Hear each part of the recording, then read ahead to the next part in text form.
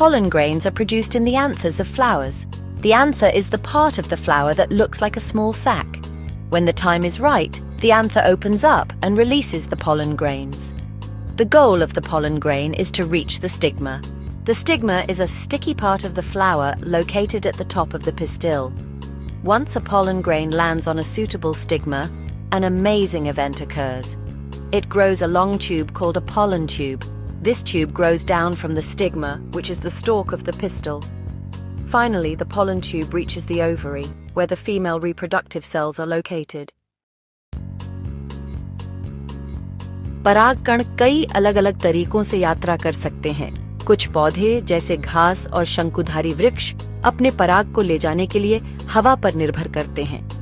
ये पौधे बड़ी मात्रा में हल्के परागकण पैदा करते हैं जो हवा में लंबी दूरी तय कर सकते हैं।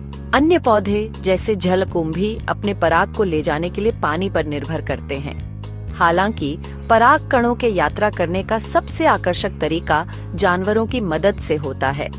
मधुमक्खियां, तितलियां, पक्षी और यहाँ तक कि चमगादड़ भी पराग को एक फूल से दूसरे फूल तक ले जा सकते हैं। ये जानवर फूलों के चमकीले रंगों, मीठे रस और सुगंधित गंध से आकर्षित होते हैं।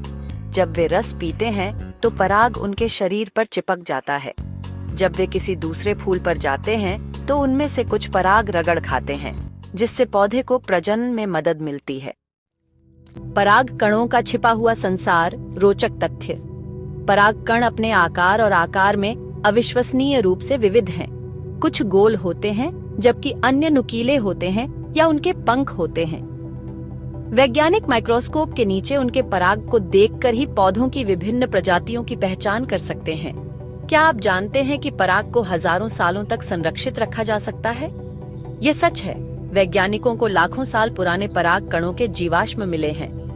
प्राचीन पराग कणों का अध्ययन करके वैज्ञानिक अतीत में रहने वाले पौधों और समय के साथ पारिस्थितिक तंत्र कैसे बदल गए हैं, इसके बारे में जान सकते हैं। मानो या न मानो, पराग का उपयोग कुछ खाद्य पदार्थों और स्वास्थ्य पूरक आहारों में भी किया जाता है।